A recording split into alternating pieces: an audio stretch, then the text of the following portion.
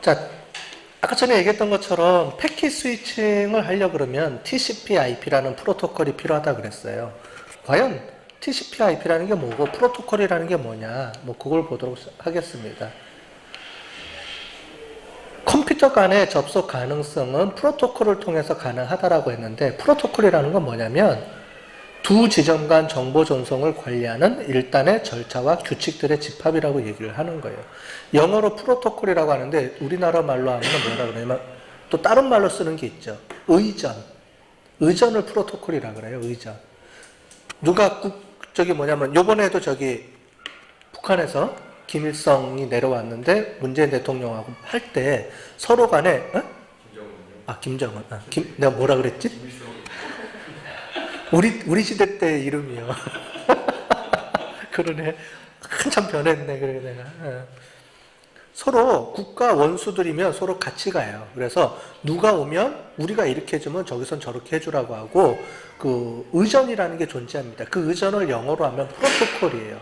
그래서 프로토콜이라는 게 뭐냐? 말 그대로 이렇게 누가 오면 누가 이렇게 담당을 하고, 그러면은 뭐 비행기까지 전송 이제 국가에서 왔을 때 일반 목적으로 왔을 때는 누가 가서 마중을 하고, 누가 어떤 목적으로 왔을 때는 누가 이제 가서 영접을 하고, 뭐 이런 내용들이 다 서로 간에 외교 간에 이렇게 다 정해져 있어요. 그걸 우리가 의전, 영어로는 프로토콜이라고 하는 것처럼 통신을 할 때도 서로 간에 규약이라는 게 있다는 거예요. 그걸 우리가 프로토콜이라고 합니다. 그 프로토콜 중에서 우리가 아까 전에 패킷 스위칭을 하기 위해서는 TCP/IP라는 프로토콜이 있어야 된다는 거예요. 그러니까 TCP/IP 약자입니다. 요거에 Transmission Control Protocol, 인터넷 프로토콜의 약자를 우리가 TCP/IP라고 합니다. 그래서 패킷 스위칭을 하기 위해서는 누구는 이렇게 해줘야 되고 누구는 이렇게 해줘야 되고 하는 게 있어야 되겠죠. 그거를 정해놓은 거를 우리가 프로토콜이라고 하고, 그거의 이름을 우리가 TCP/IP 이렇게 부르는 겁니다. 자, 그런데 이렇게 보시는 것처럼 각각의 계층이라는 게 있어요. 무슨 얘기냐면 한 사람이 다 하는 게 아니고요. 얘는 뭘 해야 되고 그 다음에 뭘 해줘야 되고 뭘 해줘. 이렇게 되는 거예요. 예를 들어 볼게요. 이런 겁니다. 이 TCP/IP 말고 또 하나가 있는 게 ISO에서 만든 OSI 7계층이라는 게 있어요. ISO 국제표준화 기구의 약자입니다. 여기서 만든 게 OSI라는 게 있어요. 요거를 역으로 돌리면 돼요. 그 계층이 8개인데 TCP/IP는 이거를 4개로 4개예요. TCP/IP 이후에 얘가 국제표준화 기구라는 걸, 우리 표준을 만들자 해서 이제 사람들이 만들어서 만든 게 이제 계층인데, 실제로 이 계층보다는 인터넷은 TCP/IP를 방법을 써요. 실제로. 이렇게 보시면 될 것 같아요. 근데 각각에 보면 응용계층, 표현계층 이런 게 있죠. 각각에. 전송 매체, 이게 이제 말하자면 선이에요. 선, 구리선. 그 위에 얘가 있고 얘가 있고 얘가 있고 이런 게 있다는 거예요. 물리계층이라는 게 뭐냐? 우리가 아까 전에 봤던 랜카드가 여기에 해당됩니다. 이제 이런 건데, 이런 거예요. 예를 들자면 서울의 학교에서 내가 이렇게 보내요. 편지를 보내는데 안녕 잘 있었니 하면은 로마의 학교에 얘가 도착하면 로마 말로, 그죠? 이렇게 변경이 돼 있겠죠. 그 예를 해주려면은 이 중간에 역할을 해주는 게 전국 공통어가 필요하겠죠? 이제 전 세계 공통어. 영어로 이렇게 번역을 해서 얘가 이렇게 올라가고. 근데 이렇게 해서 보내는 거예요. 그렇게 해서 편지를 써서 하면은 누구냐? 그 밑에 있는 사람이 이거를 번역을 해서 거기다 주소를 붙이고 행랑으로 보내서 가면 실제로 이제 비행기가 이렇게 전송을 하겠죠. 이 비행기가 이제 우리를 치면 전선이에요. 전선. 동축 케이블이든 광 케이블이든 이걸로 전송이 되는 거죠. 그럼 위에 올라가면은 그 위에 있는 프로토콜이 똑같이, 말하자면 우리가 우체국, 우리나라에도 우체국이 있지만 미국도 우체국이 있죠. 근데 우리는 미국 우체국이 어떻게 역할하는지는 알 필요도 없어요. 왜냐하면 우체국들은 서로 이런 규약이 서로 정해져 있다는 거예요. 서로 맞춰서. 그런 것처럼 이렇게 각자의 역할만 해주면 돼요. 독자적으로. 이게 서로 매칭이 돼 있어야지만 내가 보낸 게 이렇게 잘 전달이 되겠죠. 결국은. 자, 이렇게 만들자라는 건데 각자의 역할들을 따로따로 하자는 거예요. 말하자면 우리가 미국에 편지를 보내야 되는데 내가 들고 뛸 수는 없잖아요. 나는 써서 우체통에다 집어넣으면 우체부가 와서 그걸 갖고 가서 국제우체국에다 보내고 거기서 또 비행기에 실어서 보내고 각자의 역할이 다 있다는 거죠. 그 역할을 여기서는 이 역할을 해주고 이 역할을 해준 거를 표준을 정해서 규약을 정해놓자. 이게 프로토콜입니다. 그러면 실제로 이렇게 가느냐? 이건 아니고 이건 하나의 예고요. 실제로는 어떻게 가느냐? 그걸 하기 전에 TCP/IP랑 OSI라는 거 국제 표준하고 우리가 인터넷에서 쓰는 계층이 이렇게 매칭이 됩니다. 실제로는 이 역할이 여기서 다 해요. 이렇게 움직이는 겁니다. 그래서 이렇게 네트워크 계층 간에 이런 역할들을 한다. 그래서 응용 프로세스 계층은 응용 프로세스 간 정보 교환을 해주고 뭐 이렇게 쭉 돼 있는데 요거 말고 요거 봅시다. 요거. 자, 프로토콜이라는 게 있는데 여러분들이 모르고 썼어요, 여태까지. 얘가 프로토콜인지를 몰랐던 거죠. 그게 뭐가 있느냐면은, 자, 볼게요. 우리가 인터넷을 하는 것 중에서 가장 많이 쓰는 게 따따따죠. 따따따가 월드와이드웹. 우리 홈페이지를 따따따라고 하잖아요. 우리 학교 홈페이지 주소가 어떻게 돼요? 따따따.kcu.ac.kr. 그죠? 그 따따따라는 거는 월드와이드웹의 약자를 쓴 거예요. 그래서 모든 인터넷 웹서버의 가장 메인 페이지를 전부 다 따따따라고 씁니다. 따따따. 이렇게. 따따따 그 다음에 뭐뭐뭐뭐뭐죠. 이렇게 되는 거죠. 자, 그래서 www 따따따라고 우리가 부르는 요거는 우리가 웹 홈페이지를 쓰는 거예요.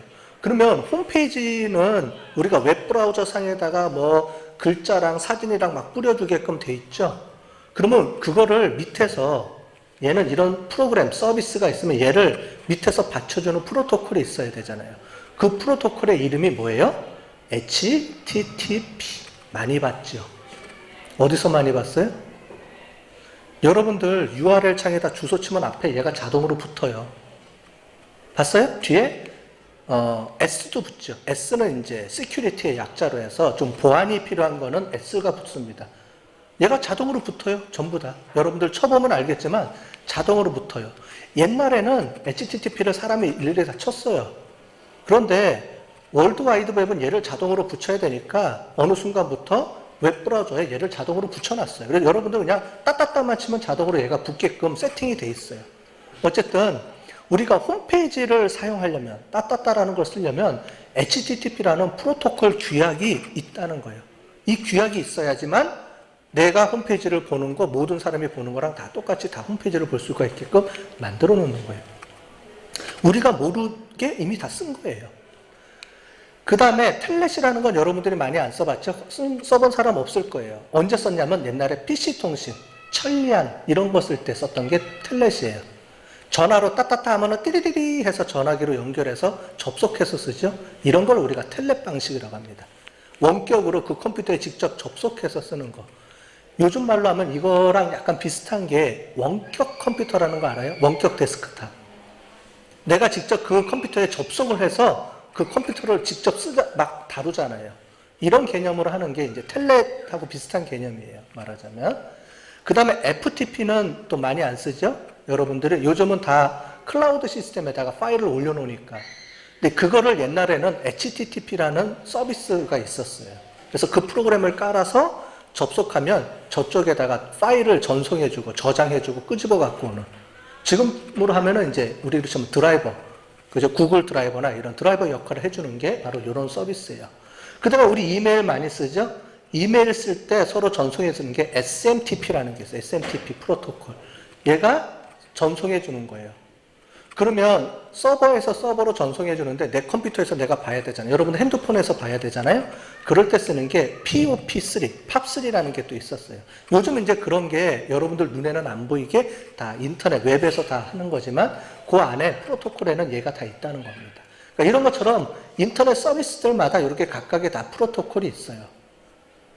그러면 이 프로토콜들이 전체적으로 다 어떤 역할을 해주고 나서 제일 마지막에 TCP/IP라는 전체를 묶어주는 중간 프로토콜 계층이 있는 거예요. 아까 전에 여기 봤던 것처럼 이거죠. 이 응용 프로세스 계층이 아까 전에 봤던 HTTP 이런 네 가지 프로토콜들이고요. 그 밑에 TCP, IP 이런 계층이 있다는 거예요. TCP는 어떤 역할을 하냐, IP는 어떤 역할을 해주냐. 그 다음에 제일 마지막에 우리가 아까 전에 봤던 랜카드가 붙어 있는 거예요. 그 랜카드를 통해서 전송이 되죠. 시그널이 왔다 갔다 해주는 이런 구조로 되어 있는 거예요. 그래서 우리가 따따따 치면은 일로 보내주고 얘가 일로 보내주고 일로 보내주고 일로 보내주고 이렇게 가서 그 야후나 구글이나 이런 데 접속해서 데이터를 주고받아서 화면에다가 홈페이지를 뿌려주게 되는 이제 이런 개념이 되는 겁니다.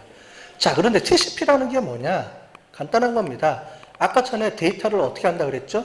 쪼갠다 그랬죠? 패킷으로. 그 역할을 해주는 게 얘예요. 안녕하세요라고 이제 이메일을 딱 치면 얘를 쪼갭니다. 이건 얘는 그냥 일종의 샘플을 제가 넣는 거고 이렇게 쪼개지는 게 아니에요. 실제로는 그냥 예를 들어서 이렇게 설명을 해주려고 한 거니까 이렇게 하면은 이제 데이터를 블럭으로 쪼개서 패킷으로 쪼갭니다. 그럼 패킷으로 쪼개면, 그러니까 예를 들어서 이렇게 쪼개진다고 하면은 이 패킷 각각에다가 뭐를 붙이냐면 트랜스포터 헤더라는 걸 붙어요. 이게 뭐냐면 데스티네이션 시퀀셜 넘버랑 데스티네이션 SAP라는 게 있어요. 어디까지 가야, 그러니까 그 위에 얘는 HTTP용이에요. 무슨 용이에요? 써주고요. 시퀀셜 넘버. 만약에 안녕하세요라고 가면 얘는 1번, 2번이요, 3번이요, 4번이요, 5번이요. 번호 순서대로 달아주는 거예요. 큰 파일을 5개로 쪼개면 얘가 첫 번째 파일, 두 번째 파일, 세 번째 파일 이렇게 쪼개주는 게 이 역할을 해주고요. 에러 디텍션 코드라는 게 있어요. 뭐냐면 갈 때 체크를 해줍니다. 얘가 에러가 났는지 안 났는지를 서로 체크해주는 그런 게 있어요. 또. 그 다음에 뭐 포트 번호 이런 게 있는데 여러분들 몰라셔도 되고 그렇게 붙여주면 그 밑으로 가면 IP가 있어요. IP가 여러분들 인터넷에 나중에 우리가 배우겠지만 IP 인터넷 주소가 있어요. 163.180. 이렇게 그러니까 숫자로 된 주소가 있습니다. 걔가 붙는 거예요. 이런 식으로 붙어서 계속 헤더가 붙어서 보내주는 거예요. 보내주면 그 밑에서 역할을 해주는 겁니다. 이렇게. 어플리케이션, TCP, IP, 네트워크 액세스 이렇게 돼 있죠? 이렇게 움직인다. 이렇게 보시면 되겠어요. 여기가 이제 인터넷입니다. 그래서 이렇게 전송해 주면은 얘가 실제로 이제 인터넷을 전송해서 가게 되는 거예요. 이거를 우리가 한번 보도록 하겠습니다. 잠깐. 자, 보세요. 여기 영남대학교에서 만들어 놓은 건데, 이렇게 데이터가 있으면 데이터를 패킷으로 쪼갠 다음에 트랜스포터에서 이렇게 헤더를 계속 붙입니다. 그래서 이게 랜카드예요. 보면은 보내죠. 라우터가 이 역할을 해주는 거예요. 야, 그럼 딱 와서 네트워크 IP에서 아직 나한테 도착 안 했네? 다시 가. 이런 식으로. 그러니까 내게 아니면 계속 보내는 거예요. 그렇게 해서 가면은 도착해서 내 거네? 그러면 얘가 올려보내주는 거죠. 그 뒤로 그래서 올려주고 이런 역할을 해주는 거예요. 데이터가 도착하는 게. 되셨죠? 이런 역할을 해주는 거예요. 이거는 그냥 그 애니메이션으로 이렇게 한 게 있어서 제가 잠깐 보여드린 겁니다.